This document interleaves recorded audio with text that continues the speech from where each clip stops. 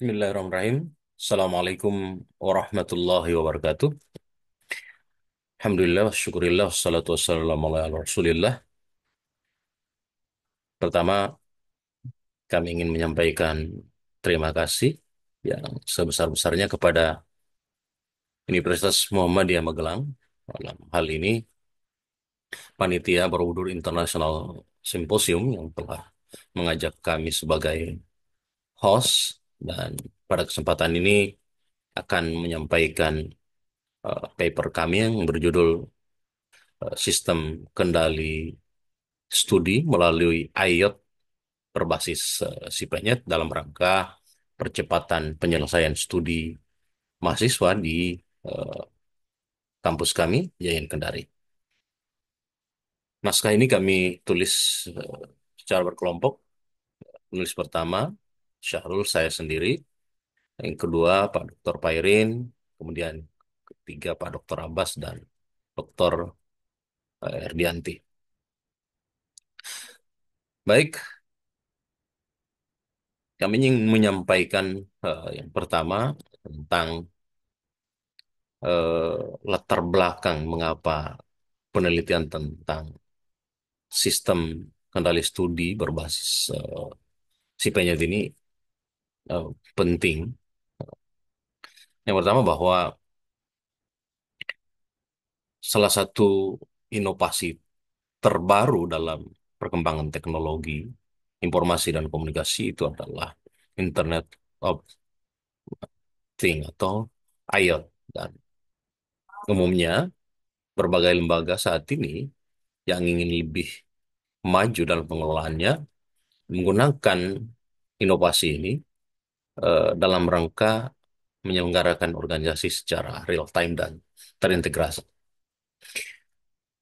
Yang berikutnya, dengan penggunaan teknologi yang tepat ini, maka ini akan membantu perguruan tinggi dalam menyelesaikan berbagai eh, problem yang dihadapi. Nah, kalau di perguruan tinggi tentu saja salah satu problem yang dihadapi itu adalah tentang percepatan studi mahasiswa. Nah, dalam beberapa waktu ini di Yayan Kendari sudah menerapkan di beberapa fakultas sebuah aplikasi yang yang disebut dengan SIPENYET atau atau Sistem Informasi Penyelesaian Studi Tepat Waktu. Nah, kita akan eh, lihat sebenarnya dalam artikel ini bagaimana SIPENYET ini eh, implementasinya dan dampaknya dalam eh, penyelesaian studi mahasiswa juga dalam korespondensinya dengan dosen pembimbing. Sebelum kita masuk pada hasil, kami ingin menyampaikan bahwa em, artikel ini sebenarnya berasal dari hasil riset eh, di kampus kami, eh, dan riset yang kami lakukan itu menggunakan eh, jenis penelitian kualitatif dengan pendekatan eh, naratif. Jadi dalam pendekatan naratif itu menurut Creswell adalah suatu eh, jenis penelitian kualitatif yang melihat situasi sosial itu sebenarnya adalah sebuah eh, rangkaian peristiwa.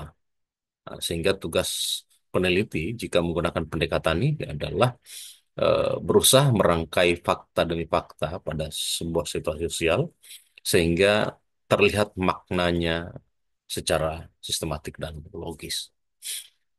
Dalam transisi kualitatif ini, maka teknik pengumpulan yang kami gunakan adalah observasi, observasi terlibat, kemudian kami mau melakukan juga wawancara mendalam, dan kami membaca dokumen.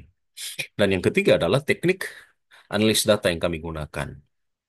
Kami menggunakan alur yang dikembangkan oleh Mills dan Huberman, bahwa analisis data dalam riset kualitatif itu telah dimulai sejak pengumpulan data. Jadi dalam pengumpulan data itu peneliti telah beranalisis.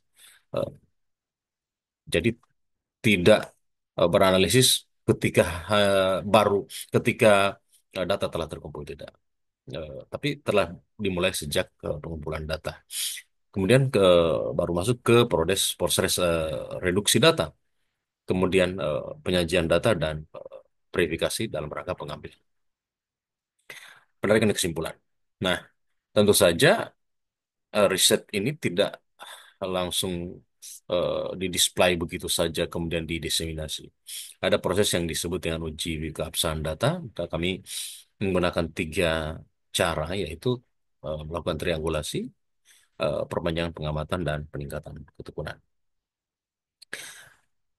Hasil yang kami temukan, yang pertama terkait dengan implementasi sistem CPEN-nya. Jadi, yang pertama, pemantauan progres akademik yang real time. Jadi, karena kita apa namanya, disediakan aplikasi ini, maka antara mahasiswa dan dosen, korespondensinya bisa disaksikan eh, eh, dengan cepat dan akurat.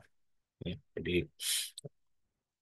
itu pemantauan progres akademik real time. Kemudian yang kedua, pengelolaan jadwal bimbingan. Jadi dengan tersedianya aplikasi ini, terutama dosen pembimbing dapat membuat skenario pembimbingan, termasuk timingnya. Yang ketiga, ya reminder. Biasanya kalau kita sudah terbiasa dengan aplikasi ini, maka hampir setiap waktu eh, akan ada notifikasi yang masuk ke email kita tentang perkembangan penyelesaian studi mahasiswa yang kita bimbing. Biasanya akan masuk ke email dan email akan menyampaikan agar kita login ke aplikasi si penyedia. Temuan yang kedua adalah bagaimana dampaknya terhadap percepatan studi mahasiswa. Yang pertama, riset ini menemukan bahwa terjadi peningkatan penyelesaian waktu ya. Karena eh, mahasiswa eh, karena dia terhubung dengan eh, aplikasi ini, ya akan dia akan terpicu, termotivasi karena dia diingatkan melalui aplikasi ini.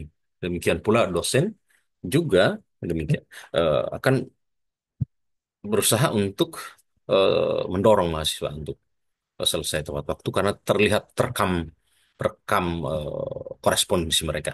Yang kedua, ada reduksi proses manual. Ya, tentu saja kita tidak lagi menggunakan cara-cara manual, misalnya eh, catatan-catatan bimbingan itu ditulis dalam kertas, ya, karena semuanya sudah beralih ruangnya ke aplikasi ini. Yang ketiga, peningkatan produktivitas dosen dan mahasiswa. Jadi eh, karena dengan aplikasi ini juga lebih menyederhanakan pekerjaan yang dihadapi oleh dosen. Bisa saja dosen mencatatkan melalui lembar konsultasi di aplikasi ini, kemudian mahasiswa lihat catatannya di situ dan ikuti itu. Nah, sehingga dosen dapat mengerjakan pekerjaan yang lebih banyak eh, karena sudah ada aplikasi ini yang dapat menghubungkan dia dengan mahasiswa bimbingan. Yang ketiga, respon mahasiswa dan dosen terhadap SIP-nya. Bagi sebagian mahasiswa ini temuannya adalah 80% menyatakan SIP-nya mempermudah mereka dalam memantau dan mengelola progres akademik. Artinya masih ada 20%. Ya, 20% ini ya itulah yang kita sering temukan mahasiswa tidak begitu peduli dengan aplikasi ini dan itu berdampak pada lamanya masa penyelesaian studi. Yang kedua pada dosen, umumnya mereka apresiasi dengan sistem ini karena memang terasa lebih efisien. Nah, walaupun begitu, memang kita juga akan menemukan sama problem di tingkat mahasiswa bahwa masih ada dosen yang eh, belum begitu dapat beradaptasi dengan aplikasi ini sehingga ya memang dibutuhkan proses yang telaten, eh, membentuk iklim agar semua dosen dapat menggunakan aplikasi ini. Riset ini menyimpulkan, pertama, implementasi sistem kendali studi berbasis IoT melalui biaya kendali terbukti efektif dan mempercepat studi mahasiswa. Itu tadi datanya 80%. Sistem ini memanfaatkan teknologi IoT untuk memantau progres akademik, mengatur jadwal bimbingan, dan memberikan pengingat otomatis atau reminder yang tadi melalui email ada notifikasi mas, sehingga meningkatkan kedisiplinan dan efisiensi akademik.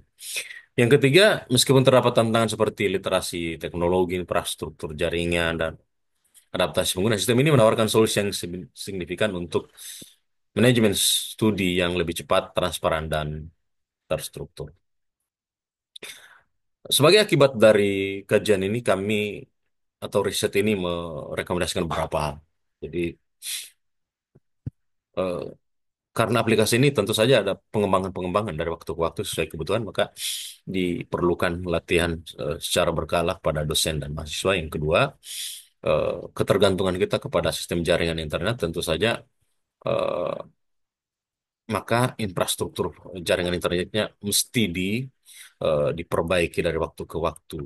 Karena tidak bisa aplikasi itu berjalan tanpa jaringan internet yang bagus. Yang ketiga, disarankan sipanya itu dapat terintegrasi dengan sistem akademis yang lain. Nah, itu yang bagian tiga ini, rekomendasi ini tentu saja masuk pada wilayah-wilayah pengembangan dan tentu saja eh,